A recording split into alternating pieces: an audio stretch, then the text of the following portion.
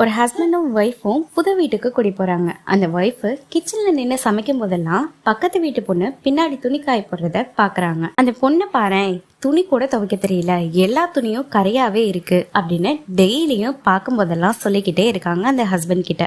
இது டெய்லியும் கேட்ட அந்த ஹஸ்பண்ட் ஏதாவது ஒன்று பண்ணணும் அப்படின்னு சொல்லி நினைக்கிறாரு.